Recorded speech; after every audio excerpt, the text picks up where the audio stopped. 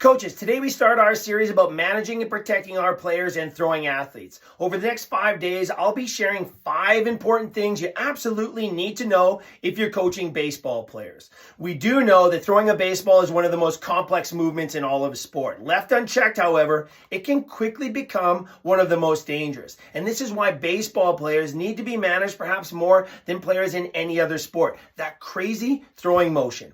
I'm Jeff Gershell, sports science and athlete development specialist, and I've been lucky enough to work at all levels of sport. With the Blue Jays, with the last 20 years, with Major League Baseball all over the world, and from coast to coast with Baseball Canada.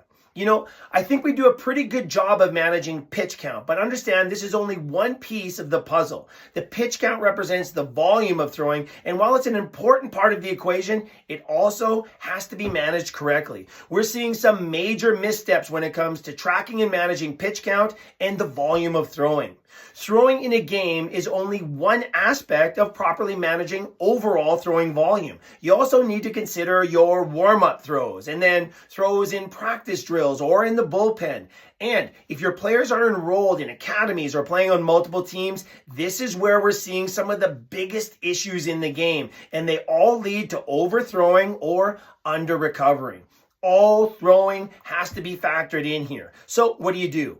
I suggest talk to your players. There is nothing more powerful than a player who helps manage themselves. And the younger these conversations happen, in my opinion, the better. Also, get the parents involved. If a parent understands these concepts, they'll be your biggest ally in protecting players from overthrowing and potential injury.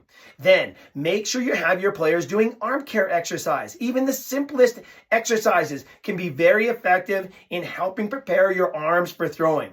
And be sure to have a proper warm-up. A well-designed warm-up not only helps reduce risk of injury, it can greatly raise your player's level of readiness before they play or practice. Also, a smart cool down is a game changer. It gets the recovery process going a lot quicker than just taking it to the house.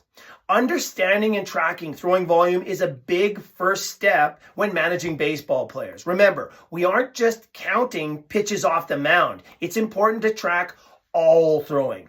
Tomorrow, we dive into throwing intensity and look at why this might be one of the biggest contributors to the scary injury rates in the game and how you can manage this to keep your players safe. We'll see you there.